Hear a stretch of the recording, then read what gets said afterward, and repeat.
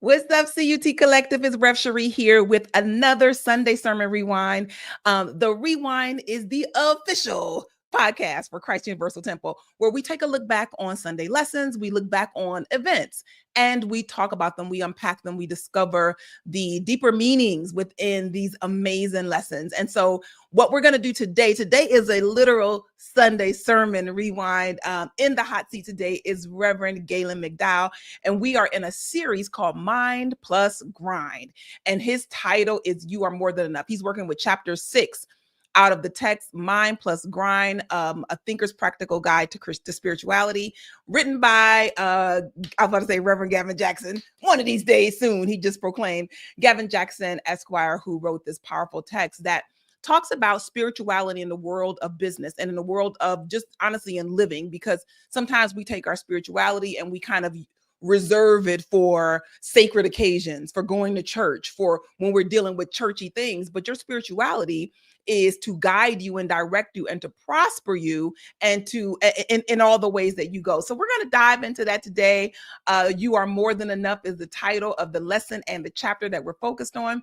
While I am, before I pull Reverend Gaylon into the hot seat, I do want to invite you to do me a big old solid and go ahead and share wherever you're watching this. If you're watching it on Facebook, if you're watching it on YouTube, please go ahead and share this with the people who are in your social circle so that they can be in tune with what you're getting, right? Sometimes it's good to kind of have something to bounce off of people so that you can grow together. We grow together really well in community. So while you're doing that, while you're telling the world that, hey, the Rewind is off and running, this is episode 16 of our series. We're in season 2.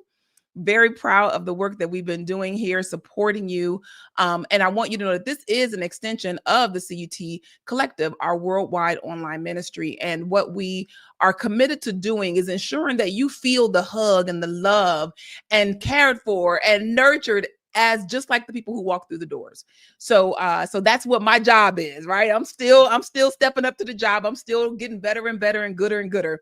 But I am here to support you in your spiritual growth. And so the Rewind is a reflection of that. Like, this is the ministers coming together to make sure that you understand what you want to understand. So you're welcome to ask questions here, right? You can add your questions to the show, to the comments of wherever you're watching. Wait a minute, my lower thirds are going crazy. So you can add your questions to the lower thirds, and we'll make sure that we bring the questions in, right? So just, I said into the lower thirds, put them into your comment box, your chat box, in whichever platform you are engaged in. So, okay, without further ado, let me bring on Rev. Hey there. How are you? Doing well. How about yourself? I'm good. It's good to see you. It's good to be with you today. Absolutely. Ditto. Mm-hmm. You got on your grown-up suit today. That's we're a little formal, right? Yeah, a little bit, but it's what ministers have to do. We have to show up certain places looking like, quote unquote, people say, you look like a minister. I'm like, I don't know what that exactly means, but we show up. Just random questions. So did you always dress casual in the office, or did you all used to dress in your suits every day? Before the pandemic, we were pretty much, especially me, I was suit and tie every day. During Reverend Coleman's era, it was mandatory. Interesting. Yeah, so no, it was men and women. We had a stricter dress code. I will say that. It's we give a little bit more leeway now, but people can't show up looking ridiculous. Right. Well, listen, that's every employer in the world right now has to contend with the dress code and with in-office hours and all that. But anyway, just piqued my curiosity because I see you all over the place. Like, I see sometimes you are suited up and then sometimes you are more relaxed. So either way, I see maximum handsomeness. Okay. Thank you. Well, right? That's the goal. That's the goal. Right? I love it. So listen, we're going to dive into this lesson. I'm really impressed by the series for this summer, this summer series of Mind Plus Grind, because I think that we are practical Christianity. That's just the way that we teach, and that's our belief system. And I think that whenever you can simplify it and give it, like, let's look at what's the simplest way we can say this. I know that as a minister, You want it to stand. You want people to get it. Mm-hmm. And so I feel like this text is a great jump off for true practical Christianity. So let me see what we're doing today. All right. So I have a few clips, but before we even get into the sermon, I think that one of the challenges that I won't even say it's a challenge, it's an opportunity for ministers, I think, is that everybody is focused on the news, right? Everybody is focused on what's going on in our world, and in some ways very troubled by it and vexed by it. And so I really appreciated you taking a moment, because as a New Thought Christian, it's easy to get swept up in the way everybody else is addressing the wars and the you call it warmongering, all of that's going on in our country specifically, and then around the world as a result. And so I appreciated you calling forth peace in the midst of what was going on. And here's the part. Right. So first tell me, like, what compelled you? What made you say, you know what, I gotta do this first? Well, it's funny. So working on my sermon Saturday night, I had a seminar I taught on Saturday with Reverend Albert Aware, and I was doing all my prep work for that, and of course work and life busyness. So I said, I'll write my sermon on Saturday when I come home. Mm-hmm. So I wrote my sermon. At the time, I didn't know, our country was bombing another country while I was writing a sermon. So when I finished, I was like, let me just turn on TV, and like every channel had someone from the news commenting on the situation. And I was like, okay, well, let me just detach for a moment, because I need to just focus on what I just wrote and make sure that I can present it tomorrow morning. So I normally meet with the AV team every Sunday at 10, either on the phone. I mean, I could be anywhere, in my car, in the building, in my office. But before I ended up talking to them, I ended up talking to Yubi, our AV manager, before that meeting, I believe, for something. I don't remember what it was. And he said something, I don't know, did he say something during the meeting or before? Anyway, I have so many conversations before service. Don't even get me started on that. And he mentioned about peace in the world. And it dawned on me, he's like, you know what? I need to be responsible as a spiritual leader and say something about the unrest that our country goes through when we engage in military combat, for whatever the reason, whoever's the president, whoever's the whatever. And so I was like, okay, how can I tackle this? So now I'm, before service, I have my sermon, and I'm like, okay, but I got to say something. Now my brain is going scripture. Then it was like, oh, you wrote something in your daily inspiration, because, I wrote the month of June for, the DI. Right now. So I wrote, so that's why I pulled up the thing on peace. I don't know what, I see your peace. And I believe I read that during the sermon. So along with the scriptures, and I was also trying to get a point across. And the point was this: if we want to shift the world, and we're the people who talk about consciousness, we're the people that talk about that consciousness demonstrates its form. In other words, what we're thinking, what we're feeling, what we're believing, what we're proclaiming, we are the people who say that can show up individually and collectively. So how do I establish a consciousness of peace for our nation and for our world? I start with creating a consciousness of peace in me, because either I am enhancing the consciousness of peace, or I'm taking away from it by how I think, how I feel, what I believe, my state of being, my level of awareness, my state of consciousness. So what I was trying to do was shift it, and also remind people that even though stuff happens in the world and there will always be something, that does not have to determine if you individually have peace. Right. It's totally different things. And then, of course, I talked a little bit about the warmongers, but I had more to say, but I was like, I got to teach this sermon. I know. I was like, it is, but I think that it was appropriate to give people directly something to work with, because even the sermon could be applied to what's going on in the world. Like there's, it's not like there's a separate truth, but I do think that to stop and recognize that, listen, ministers are people too. Like we're watching the same news you're watching, dealing with the same things you're dealing with. And it's all the perspective that you're dealing with it from. So I thought this, anytime I see love infused in anything, that pretty much gets my attention because I love love. That's my quality of God. I know. Reverend Emma Lester Lassiter talked about a focus for your life. Said you could focus your whole life on a principle or on an idea of God. Like that could be your whole thing. And so I think that's where the love was birthed. I think that was the same for, it's the same for her. That was what she focused on. That in Genesis chapter 1. Genesis chapter 1, yes. Let me tell you. I have some stuff recorded from her. I got to dig that up because that's just priceless. Her teaching. I think it's a renegade recording too of one of her lessons. Reminding me, I got to go see her. Yeah. Yes. Next time you're in town, let me know. Remind me. Yeah, that would be awesome to see her and touch on her and love on her. We're talking about Reverend Emma Luster Lassiter, who was a staff minister at CUT, the director of the Johnny Coleman Institute, and she also was the spiritual leader of Emmaus Center, which is a New Thought church in the Chicago area, and just an amazing teacher. All right, so in the spirit of love, I'm going to play this first clip. In the first gospel, the first epistle of John is stated. Why do you say that? Why they want me to be great? Here we go. I'm coming back to the love God, who you can't.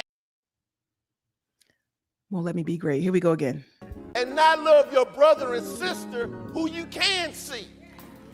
Don't tell me you believe in a God of love, but you can't love the person in the other country. We have a hard time loving the person across the street. Sometimes we have a hard time loving the person that's laid their head on the pillow next to us. If we're going to be the transformative agents in the world, we have to be the agents of love and peace. Mm-hmm.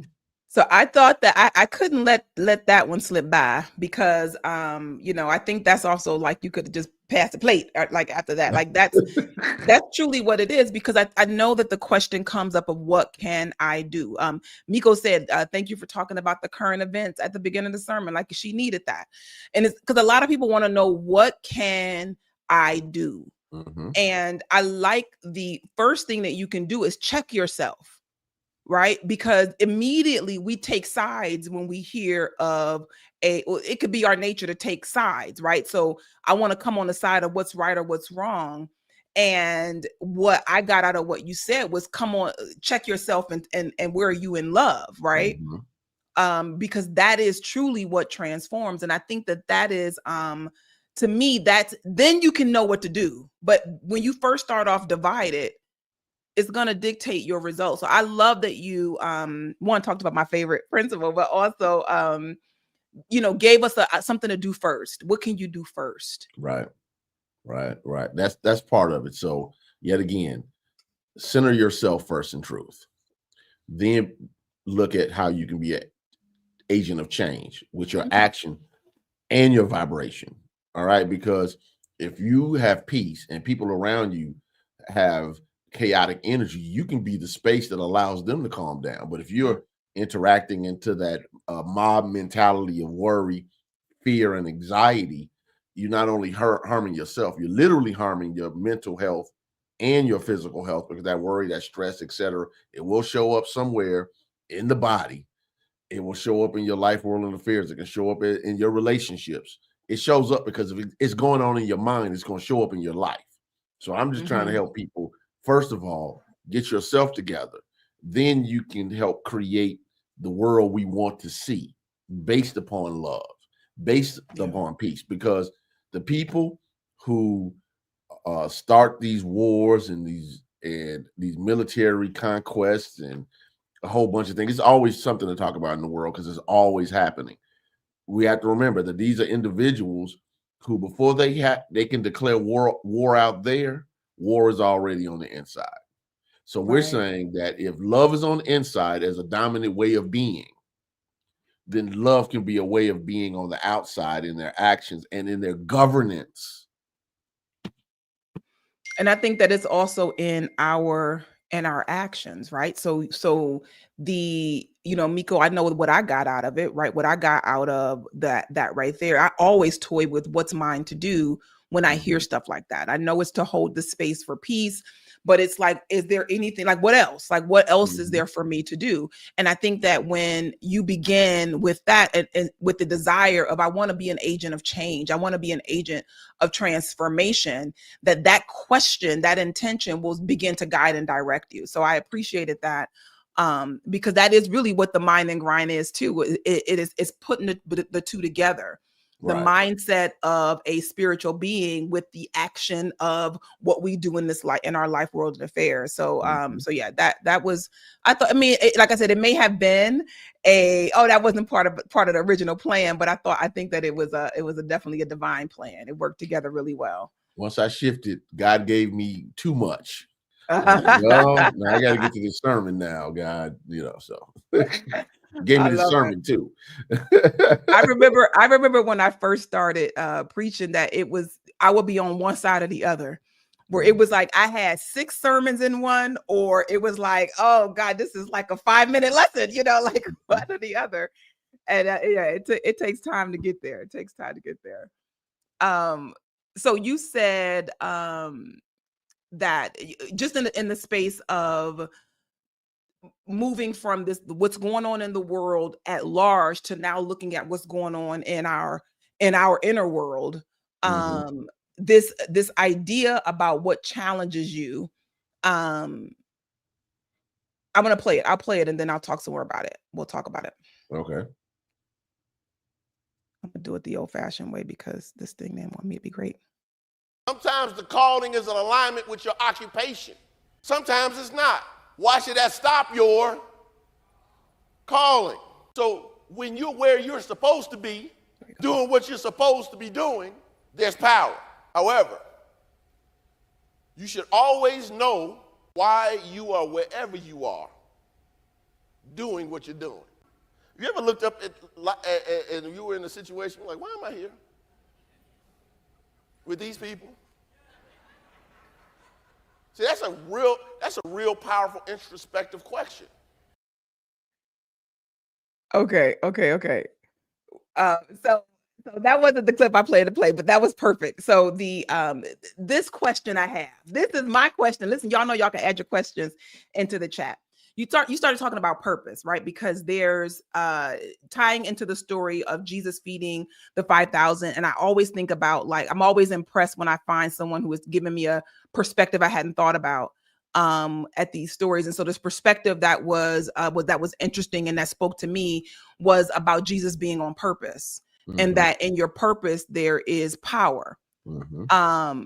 And when I hear the word purpose, I know that, the work I've done with clients, that purpose ends up being a really, really hot word. And it starts to make people feel anxious, honestly, when you start talking about what's your purpose. So talk to me a little bit about, you said that your calling, sometimes your calling is in alignment with your occupation and sometimes it's not. Tell me a little bit more about purpose and calling as you explained it. Well, I believe in divine purpose and calling from the standpoint of, for whatever reason, there's something that from the soul that draws you into action to be and do something. And we can call that purpose, we can call that mission, we can call it a calling. It goes by different terms. Right. But there's a space of knowing this is who I'm supposed to be. And this is what I'm supposed to be doing. Now, what ends up happening often is people wait until they feel as though they have their life in a way to try to figure out their calling by getting their occupation, their money, their responsibilities together, etc. And reason why I put that part in the sermon is, one, the majority of people that work as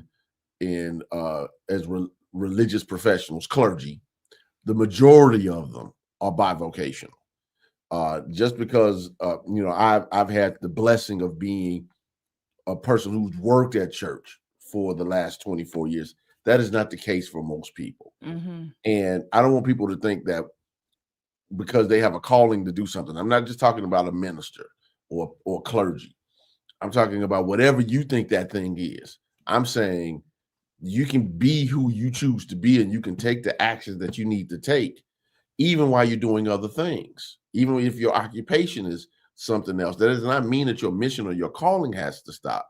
I think about the fact that, Jesus was a carpenter by trade. And then he was like, when it was time to put that down, then he did what he needed to do. The Apostle Paul, I believe, was a tent maker. He did that. And then, et cetera, and, David was a military person. And before that, he played music. And before that, he was a shepherd. It was occupations that went along with it. So when David was called to be the king, he was a shepherd boy. But what we do is because all the ducks aren't lined up, we think that we can't fulfill our calling or our purpose or our mission. And I'm saying, no, there's power in being where you're supposed to be, doing what you're supposed to be doing what you're supposed to be doing with who you're supposed to be doing it with. I believe there's power, there's alignment with when you are doing those things. And I wanted to get that across. Why does this miracle work in the Bible? Because it was a part of purpose. And why do things align in your life? When you're on purpose, because then you're in your natural flow. Right. You don't have to pull it up and stir it up and pray it up and have everybody praying with you about it, because you are in your flow of your calling, of your purpose, of your mission. And when you're not, I'm just a big believer in, I use real basic language. I call it, I know when I'm in tune and I know when I'm not. And I know if I've let being out of tune go too far, because that means, okay, I tell myself, okay, dude, it's time for you to shut down. It's time to stop the calls, the text messages, the emails, the TikTok or whatever, Facebook. Sit down, do your more prayer work, sit down with a good book, sit down and do your meditation, do your contemplation, and get yourself back in what I would consider in tune. Like, for years we had a baby, we still have it, it's just not visible on the stage, a grand piano. But what people didn't know is we had a person that would come in and tune it every week. Oh, wow. Wow. Because it's such a fancy piano. It's such an expensive piano. It required fine tuning weekly. Wow. Now, if a piano needs to be fine tuned weekly, what about us? Yeah. Yeah. I know that when I first started, I go through my ups and downs in terms of the level of discipline and study. Like I'm like anybody else. And so when I start to contemplate, because I've been turning the page, shifting into new gear, purpose, and really being open to what is the calling on my life today, right? Because sometimes we're in pursuit of a call that has come and gone. Like we've moved on from that particular assignment. And so I appreciated that there are some, you got to stop and pay attention. Like life can be so busy. There can be so much going on in the news with your kids, with your job, whatever it is, but it's your responsibility to carve out space to connect, to hear. And I don't know if y'all peep the spiritual practice in there, right? He said to pray, to contemplate, to read a good book, right? Like there's sometimes something in study, spiritual study will absolutely move you into deeper insight. So I just wanted to offer that if you're feeling like that sounds good for Rev, you know what I mean? I want you to know that those practices you can do, that you can take a minute, and it doesn't take forever. It doesn't take having a 2-week vacation in order to start to contemplate. Begin with what you have, right? Begin with what you have, the time you have, or make a small amount of time work. Because this was so this clip right here is where I thought we were going. This clip is about, I think, when we talk about what our 5 responsibilities are as a child of God, right? Which is right thinking, right feeling, right words, right actions, and right reactions. And I often say that we can get all 4 right. And then the reactions knock us all the way off, right? Mm-hmm. The reactions, how we respond to things are completely takes us out of our spiritual alignment. I want to play this clip and then we're going to unpack that some more. All right.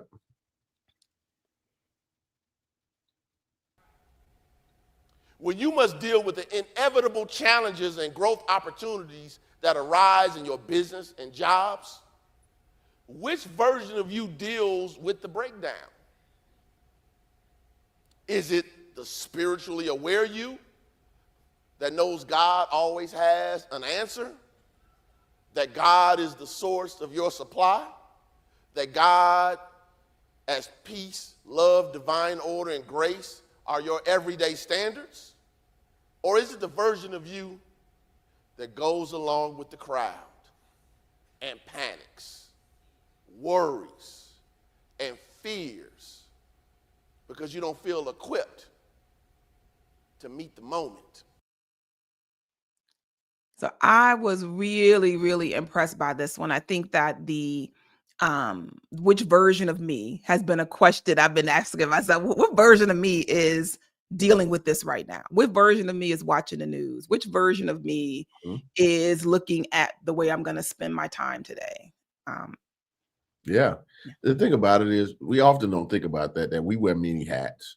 And there are different versions of us that show up for different things. I think that we're consistent across the board, but that's not always the case. Yeah. And we might have some dominant ways in which we move. But what I was trying to help people understand is you can be in your everyday life spiritually aware and meet the situations and circumstances, not like a quote unquote spiritual weirdo, because some people think that means you just have to be so detached from everything. Right. But from the standpoint of looking at life from a higher spiritual perspective, so when situations happen and they are inevitable, it's too many people making too many choices and actions that come together like a complex matrix of decision making and actions that will require the inevitable breakdown in life. Not to mention things wear and tear. You're going along great. All of a sudden, it's AC and it's 100 degrees in Chicago, and then your AC goes out. Who's the you that's meeting that? You gotta, you're trying to get back and forth to work. You got to make your hustle, get your kids to school, and then the car doesn't start. Who's the you that deals with those breakdowns? You're at your job and things aren't going the way you needed it to be, or the business isn't acting because this series is about jobs, career, and business. Things aren't going the way you want them to go. Who's the you that's dealing with those situations? Because that determines what's available to you. Yeah, That's the key. Yeah. Different versions of you allow different levels of availability. Okay. The spiritual you has the ability to deal with unlimited possibilities and infinite potentialities. The regular level of human consciousness you might get stuck in your own ego perceptions, your own beliefs, your own limited beliefs about something. And we need to know the difference. And that's why I say you need to know when you're in tune and when you're not. Because if you've ever responded, as you said, reacted, I'm going to use the term respond to something and you emotionally erupted, that was from a space that was not centered in your peace. And it shows. And unfortunately, other people have to get burned by your emotional lava. And I think that the part that that really kind of stood out for where I am right now is sometimes there's a version of you that you've outgrown, right? That's showing up for the moment. And it's like, wait a minute, I just went through some major life transitions, right? My son has graduated and then literally left the house, moved out to move into his own place. And he's getting internet today. Like it's a major foundation shift, right? Yeah. But as I'm talking to him and as I'm thinking about what I need to do, it's like the old me that was entwined in his life in a certain way was responding where there's a new creation that need to happen. And I'm just talking about me and my son, right? But that idea, like which version of you, is a important thing to just consider. It's an important thing to just be mindful of, that you want to, and the way that you meet, the way that I meet, when I find that, hey, I'm acting on the outside of myself, I'm acting, the old me has been surfaced, this old version of myself has come up. It is to say, okay, well, who am I, right? Yeah. Who am I? You know, one of my cousins often jokes with me, and some of his younger cousins, is that he was in my dad's generation, and he would always say, because his name isn't McDowell, he's like, man, I know it just take one little thing, and you McDowells will recalibrate. And that's his joke to say, I don't care how you all are showing up now. I know how you get down. Right. You know, you'll go upside somebody's head.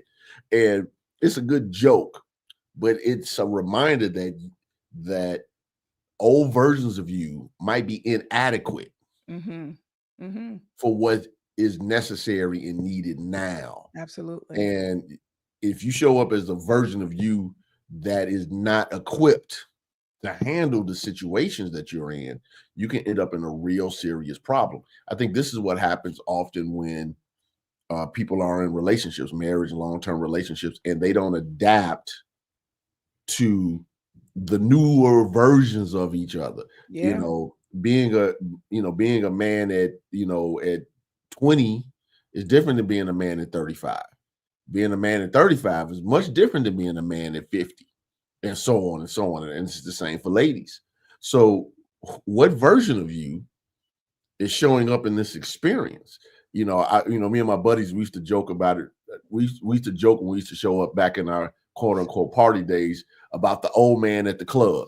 Right. We would say, like, this guy with, this pimp outfit on and a hat with the feathers is like, why is this guy in here trying to hit on these 22-year-old ladies? He's like, old man at the club. But part of that is to joke, to say, okay, what season are you in? I'm not saying go act quote unquote old. What I am saying is know your season. Yeah.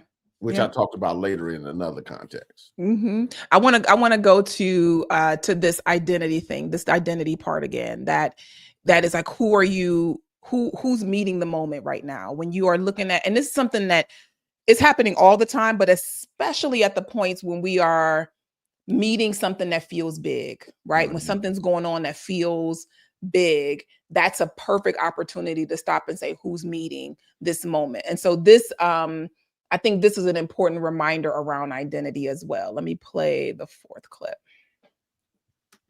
Do you think that you are more than enough or not enough for the situation?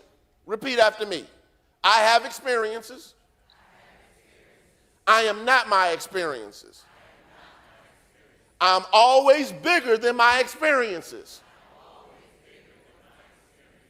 You might be going through some stuff, but you're not the stuff. You might be in the midst of some mess, but you're not the mess. You might be encountering a breakdown, but you are not the breakdown. You are the divine image and likeness of God, irrespective of the situation. Jesus knew who he was.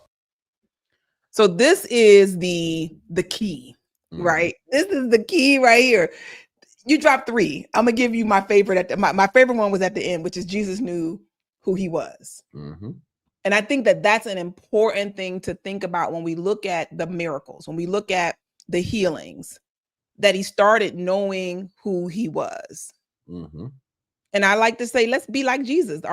Jesus is the way shower. Like, what would Jesus do? What would Jesus do? Know who I am, right? I got to know who you are. Everything starts from your sense of identity. And his sense of identity allowed options that were not available to other people with the less of a sense of spiritual identity. And that's one of the things I was trying to get across. So when you look at that story, what I was trying to do was present it in a way, because this probably sermon has been taught a million times over the last 2,000 years. I was trying to say, okay, how can I teach this in a way that I haven't heard personally? So I started with some different perspectives, one of which was, do you know who you are? Mm-hmm. Because that allows you access to more resources, opportunities, and possibilities. Mm-hmm. When you know who you are, there's a divine alignment that seeks to support your state of being. When you don't know who you are, it's the same thing. Things will show up in your experience to support your state of being, your level of consciousness, as we would say in New Thought, your mental equivalent, as Emmett Fox would say. It's important for us to always know who we are spiritually. Mm-hmm. Because if you know who you are spiritually, certain things you don't allow. I don't want to delve into a whole bunch of other things, but I've had numerous conversations with my daughter because, you know, she's 25 and she's in the pop culture and the, you know, talking about the Diddy trial and all that. And from my perspective, without obviously taking our podcast into that stuff, would be if those young ladies knew who they were. Mm-hmm.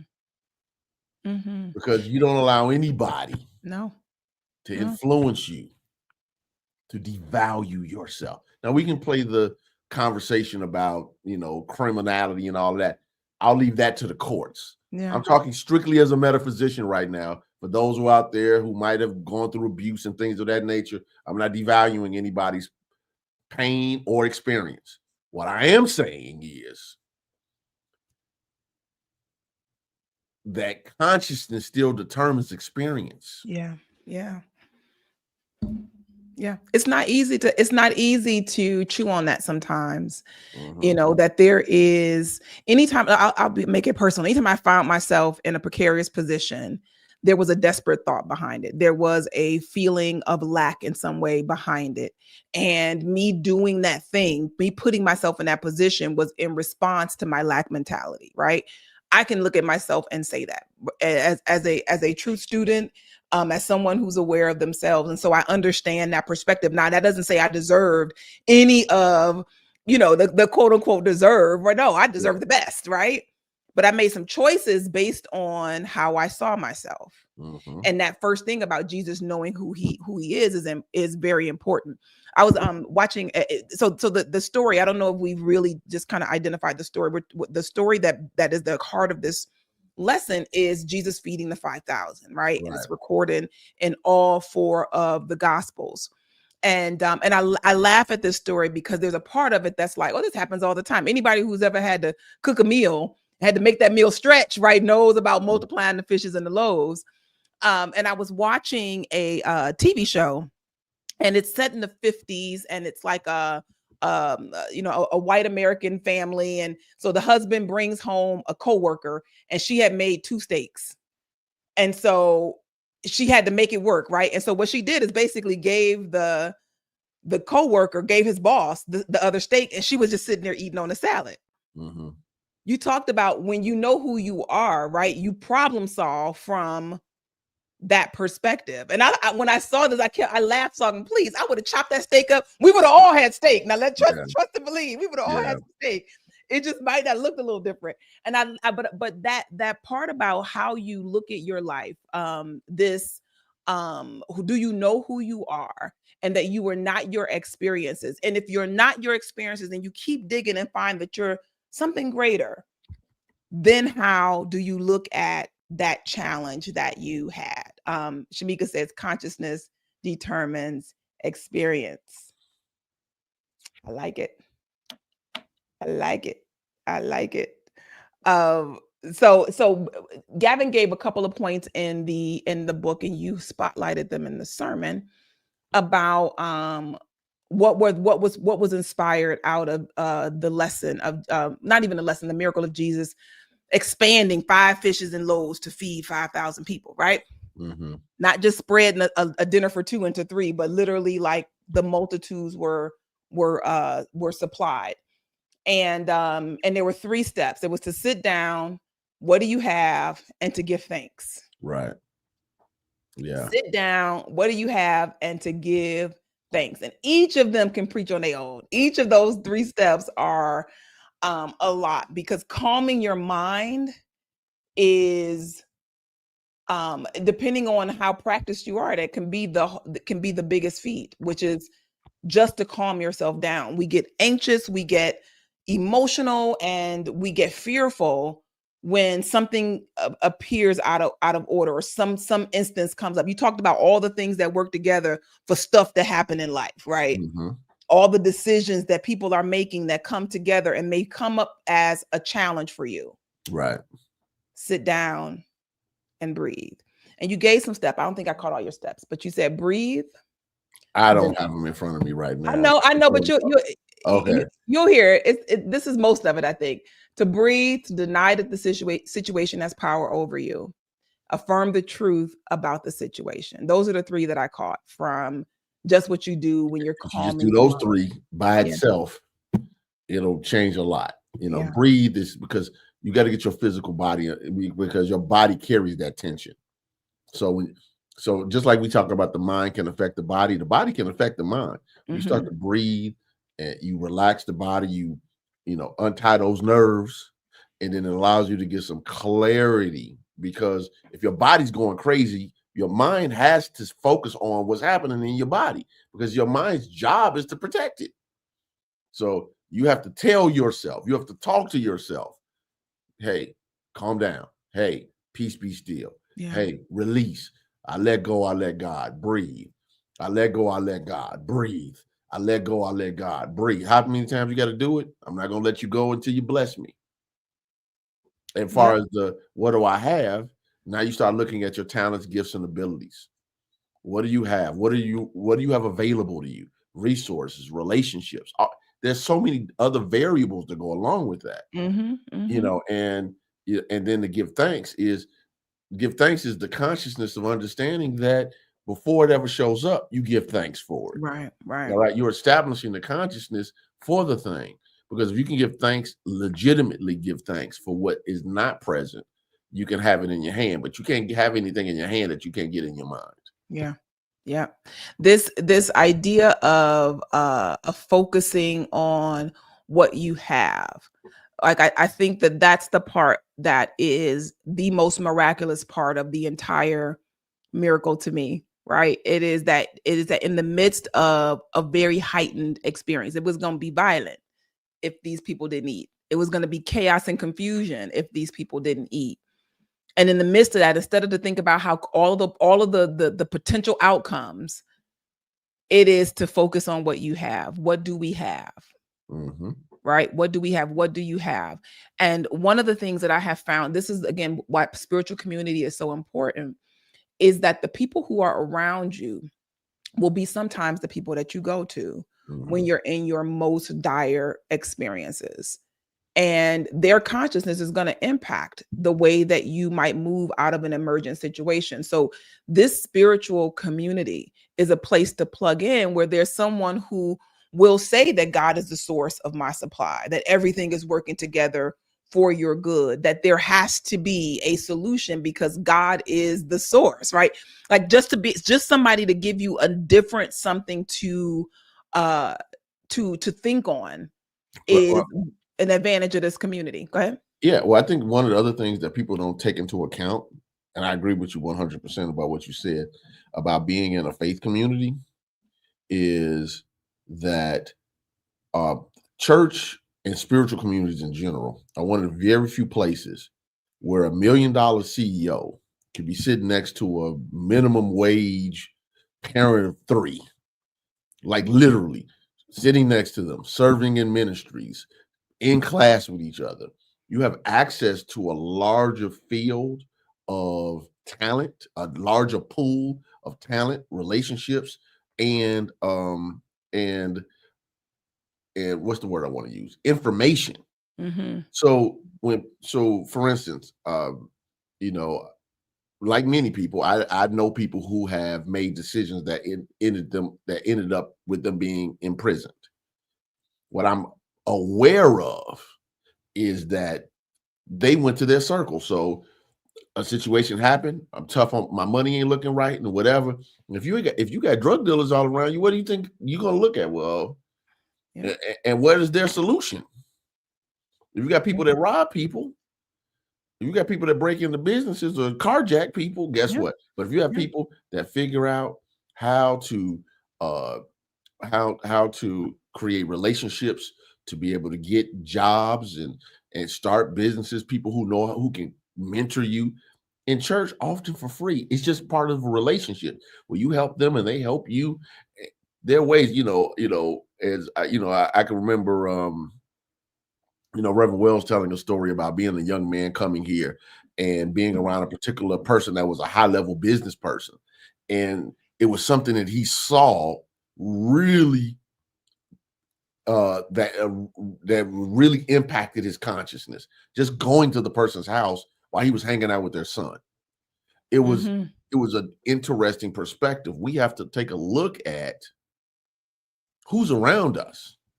Yep. And as Dennis Kimbrough used to joke, Dr. Dennis Kimbrough, if you hang around 9 broke people, you're bound to be the 10th. We have to at least be mindful of what's around us. And I'm not saying that we judge only the people that are around us only based upon what they have in their wallet. I'm not saying that. What I am saying is you have to make sure that people who are around you are not an energetic pull to bring you down. But you posed the question earlier in the sermon, which is, why am I here with these people? Why am I here with these people? That's a question to ask. Why am I here with these people? Because to me, that points to purpose. Like I take purpose sometimes a little bit too far, but people may say, but I think that we're purpose at each and every given moment. Before I walk into the room, it's like, what am I purpose for? What's my purpose to be in this room? Sometimes we walk into a room and we don't hit our purpose. It's when you see somebody come and they bring a weird energy into the room, like they didn't come in and say, what am I purposed for? Yes. A lot of people who are really great personalities, big personalities, like to be the center of attention, will walk into a room where they really need to be a comfort or an ear, and they miss the moment, they miss the opportunity to fulfill that purpose. So I think that why am I in this place with these people is not necessarily a negative thing, but it's just to say, like, what am I here for? What am I here to do? What am I here to do? Why am I here? When I'm hanging out with my buddies, I told this, not this Sunday, but next Sunday is my beloved Kung Fu teacher's birthday. So I called him. He doesn't care about birthdays. He's like one of them old school CUT people. I don't do age. I don't do birthdays. You know how Johnny was. And I was like, look, you might not care about your birthday, but we do. And we want to celebrate you. So what I need from you is to allow us to celebrate you on that day, even if that day is not necessarily something that you highlight in your life. It's not a priority for you, but you are a priority for us.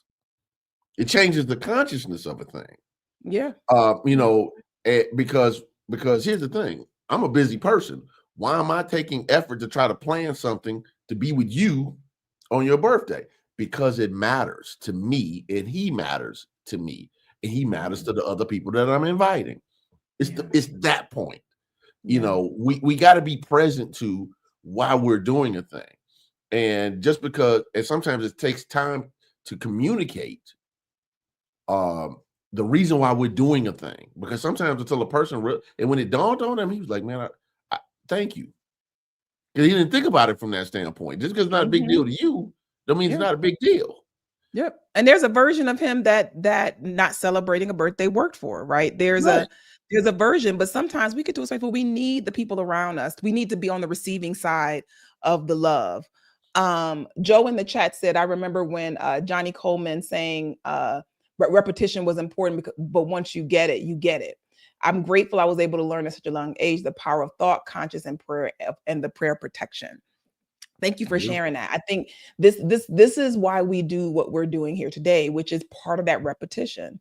That, y'all could go back and just listen to the sermon. It was pretty chock full of good stuff, right? But what we want to do is to tease out, like, really what's in it for me.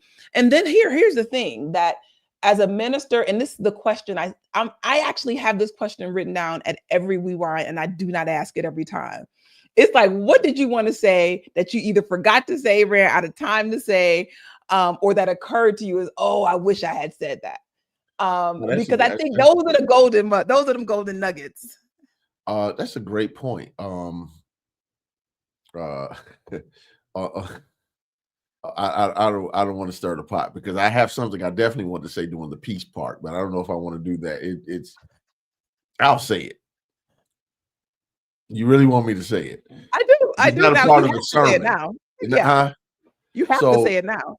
So basically, my position was that when people are doing violent things, where innocent people are being hurt via military action, I use the example of if a person, for instance, Chicago Police Department was chasing a criminal, and a criminal decided to run behind some children or elderly or whatever as a hostage, so the police can't get to them. The police doesn't get to shoot the person to get the criminal or to stop the criminal. But that's what either what we do or we allow ourselves to do and we align ourselves with when we see situations where the terrorists are hiding in the hospitals and they're hiding in schools. That don't mean you get to blow up the school with the kids and the hospitals with patients and doctors and nurses and staff. So you just like the Chicago police or any police department has to figure out a different way to address that situation. Yes, get the criminal. Yes, get the terrorist. I get it. That doesn't give you carte blanche to hurt innocent people. And I just feel as though that the fact that as Christians and as truth students, and let me just go a level deeper, as human beings, we've become so desensitized to people being harmed who have nothing to do with this nonsense that people are fighting about. Yeah. So then people have that they try to wipe it out. The Facebook and the Instagrams don't want to show it. They try to block your page and ban because people are showing the real violence that's happening to innocent people. Okay, you want to have I'm a big believer in you can have order, but figure out how to do it in love, if at all possible. Yeah. You protect your borders. Why are you taking babies out of mothers' arms and then often not seeing them again? Like, see, Mind the Ground was about business. See, you asked the question, and that was a question because this is a part of my love thing at the beginning. Yeah. Where does love dictate that type of action?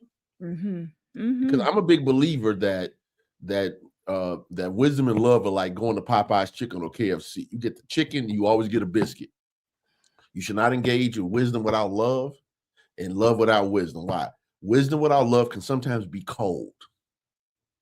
And love without wisdom can sometimes put you in situations that can compromise you. Yeah. Because love is blind, literally. So they're a package deal. And when they get out of balance, that's when we see the disturbances that we see around the world, whether it's individually in ourselves, with our families, in our communities, in our homes, in our jobs, in our businesses, in our governance, whether that's city or state or the country or the world. Because the balance between trying to figure out wisdom and divine order and structure and love are out of balance. And I'm just going to be a stand for not being a hypocrite about it. Yeah. When I see people who are being harmed by the decisions that other people are making, and folks who proclaim to follow Jesus just go along with it, as long as they get to drive their Lexus, that bothers me. Yeah, it is very bothersome, and I thank you for sharing that. Listen, look, Shamika said we want to know. You can't put one out there like that. But that is, listen, trust me, that question is gonna come more consistently because that is literally on my page every time. I think that I think it's a powerful tie together that the idea, I think they call it collateral damage, right? Where there's some unintended, someone's hurt, and they do that in business as well, right? They do that. It's happening. It is very much inhumane that but here's what it reflects.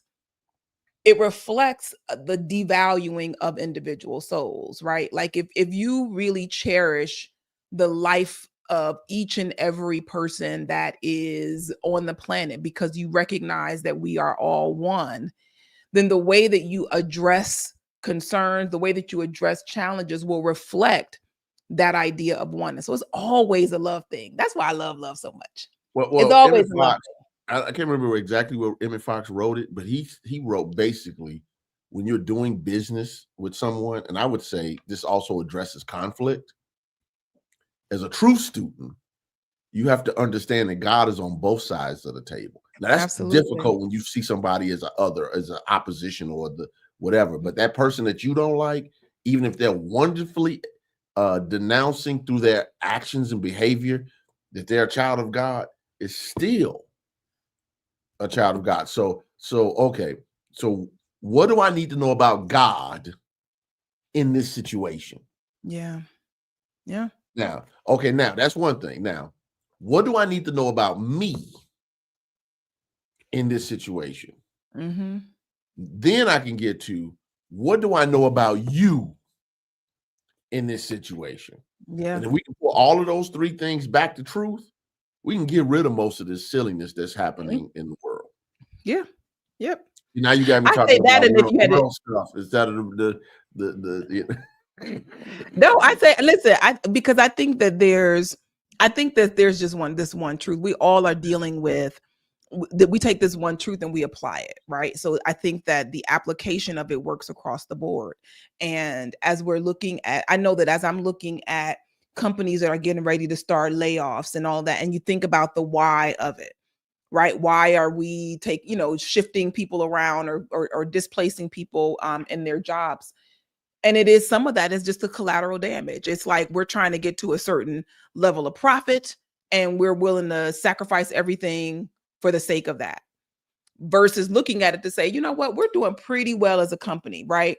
Like this wasn't the most profitable year, but what we're going to do is invest more in our people, invest more in like, what can we do to preserve and grow from where we are? That's not what they troubleshoot from, because it's business. But if you're playing a love game, if everything you do is from a space of love, it just may inform you differently when decisions like that are on the table. So I know I try to move in my business from a space of love at all given times. And I love that chicken and the biscuit, right? Like that, you said KFC, I'm gonna say Popeyes. I said KFC or Popeye. When I originally taught this at a POT in Cancun back in 2000, it was a while ago, 2008, it was Popeye, it was KFC. Every time, but it's true. Every time you get chicken, they give you a biscuit. And you have to look at life like that. And it's a funny analogy to remind people that it's always supposed to go together. I did want to mention one thing because I know we're about ready to wrap up. Mm-hmm. At the end, one of the things that I brought up were two things. One was know what season you're in, sowing season or harvest season. I think that's important because there are people who are trying to live their best life when they're in sowing season to create the life. So let me stop you there because I didn't pull that clip, but I did have that question as a point to discuss. Like tell me just really quickly, what's the difference between sowing and reaping season? Sowing season is what you're seeking to create. So for instance, sowing season might be the time and the grind that's necessary to get your business where you need it to be. It might be the preparation, the education, the training you need to have. It might be the initial you at the job now. This is not the time to be, not maximizing the amount of time and talent you have to produce the results you want. Right. It might be the situation, whatever. There's a season to go really hard on pushing to produce the results you want. And then there's times when you're still working, but you're benefiting from previous work. People want benefits that they have not sown. Mm-hmm. And we see this now more and more with the social media situation and circumstances where, because of Instagram and all the TikToks and Facebooks and all of this type of stuff, well, people want lives and they're willing to go into debt. They're willing to compromise their integrity. They're willing to make real, potentially criminal decisions. They're willing to break up relationships and families just because they're in their quote unquote best life, they think, season. Now, of course, new thought, we're all about living your best life, but live it in divine order. Like, when you don't need to be out in the street spending the money at the party. That's why I said, when you're sowing, you need to be planning, not partying. When you're sowing, you need to be getting your money right versus out there spending it recklessly with no thought. When you're sowing with your family, this is the time you put it in with your children or your significant other or whatever. When you're sowing, this is when you're doing your own self-development work to make sure you're good to be able to tackle the things that are out there. But what ends up happening is people want to benefit, but they don't want to do the work ahead of time. And that, which led to me saying, which I've never heard anybody teach before, that those people that were waiting on Jesus to make the demonstration are indicative of folks always wanting someone else to be responsible for their results. So yes, miracles are great, but it would also have been great to say we're going into this wilderness and we need to make sure we got some food with us. As Obama created the emergency. Right. So as Obama said to the person when he was running for president in 2008, when he was trying to push his idea for the Affordable Care Act, he said what's your health plan? He said, my health plan is prayer. He said, that's great, but that's not a plan. So what we end up doing is we create emergencies, and then we expect somebody else of higher consciousness and resources to be the solution for what we created. And all I'm saying is, nobody normally talks about that part of the story. It's, oh my God, Jesus did this, and oh my God, Jesus did that. I live my life as much as I possibly can in a way to not put myself in what I would call unnecessary jeopardy. Will life happen? Yes. Will unexpected stuff happen? Yes. Has unexpected stuff happened to me that I did not see coming? Absolutely yes. But what can you avoid that you can by just setting up some stuff to where you're not always in emergency mode, waiting for somebody to rescue you? When Reverend Wells often says, be active in your own rescue. Yeah. Yeah. So that's all I got to say about that. But I do want us to be present to,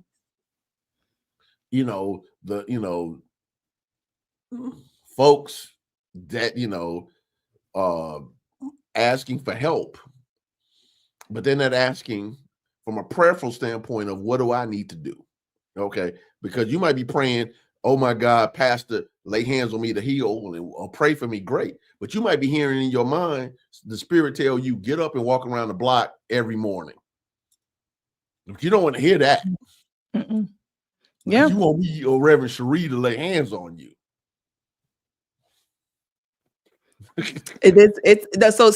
Sowing and reaping is a powerful part of this story. And I think that definitely that's one of the fun things about metaphysical study is that you can begin to look at the different people and kind of what they represent and then how it works together. I love when I put my head to the side and see something a little differently. So this sowing and reaping, as we wrap out, I want to just do a call to action and also a shameless plug, right? That it is important that you recognize which season that you're in. Sometimes the reason that you don't have any giddy up is that you're trying to reap and you haven't sown. Sometimes the reason that you're like, where are my results, is that you've sown, but you're not going to reap. Like it's important, I think, to look at and say, ask that question, which season am I in? Right. And just be real honest with yourself with that, because it's really easy. We're in a collective consciousness where everything, I call it the microwave, because that's when it started for me, which is that you don't even have to let something cook long. Like you can just put it in the microwave and you get it right away. And so we started putting everything in the microwave. We started putting all of the things that take a cycle, right? That there is a process, and we negate the process and hope that things will start to work out and be faster and all that. So I can go on and on about sowing and reaping. But in terms of planting seeds, one of the things that I'm doing this coming Saturday, we did my first cohort of the vision board course, Locked and Loaded. We're doing a mid-year check-in on Saturday.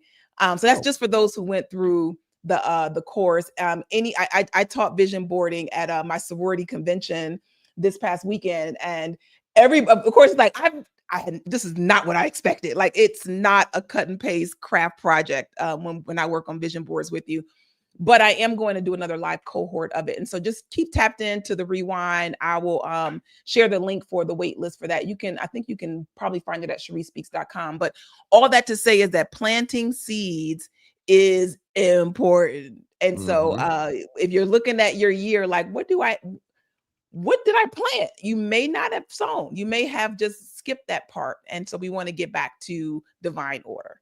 Absolutely. And then lastly, I said three shameless plugs. The other one is that Manifest is starting back up at Christ Universal Temple. And so we are going to have another 4-week experience working the power of affirmations. I want to emphasize, because I didn't emphasize this on the launch, the in-person is fellowship. It is after service, 4 Sundays starting July 13th. And it was so fun. Everybody, all the feedback we got was that it was really, really impactful for them. It's great to kind of go back to basics. And for some, it's new, like new people can roll right into Manifest. But there's also an online Manifest group. And so I want to make sure that you don't have to, if you're not in the Chicago area, if you are in the Chicago area, though, go to the temple. Absolutely. Go to the temple and fellowship with the people, right? This is your chance to go and fellowship and have a great time growing spiritually with the people. If you are unable to go because you are not in the Chicago area, come and play with me, right? We're going to do a couple of versions of it online, and we had a good time with those who joined. So I wanted to just share that there's some other opportunities for you to hit the reset button as we move into the second half of the year and really move forward with greater intention. Yes. Thank you. Thank you for such a potent word. I want to thank those who have been joining us and chatting along with us. Valerie, thank you so much. Regina, Miko, you still there? Thank you so much. Yes, you were. She was one of the online members. You got a t-shirt coming too as well. We didn't mail the t-shirts to our group online, so you'll get your t-shirt. Velma, CK, thank you so much. Unfolding with Peggy, Shamika, Dot, thank you so much as usual. Joe, if you're still around, thank you so much. Thank you for coming in live. Thank you for sharing and letting people know that that this is happening and that there's the opportunity to grow here. We'll be back next week.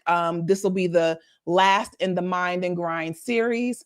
And in the hot seat will be the author, Gavin Jackson, who will come and share a powerful, we're going to unpack his word. So I want to thank you again. I want to bless you right where you are. Rev, I know you've had a very busy day. Thank you for taking time to come and play here on the Rewind. I appreciate it. Bless you on the rest of your day. I know this wasn't the end of the day. So I got other things to go do as soon as I literally log off. But it's always a blessing to give people an opportunity to hear this new thought, Christian, practical Christianity message. You know, this is why we're here. Thank you. Yana, I see you on there too. So thank you so much for coming on in. So God bless you all real good. Have a beautiful, love-filled and joy-filled day. We'll be back next week with the Rewind. God bless. God bless you.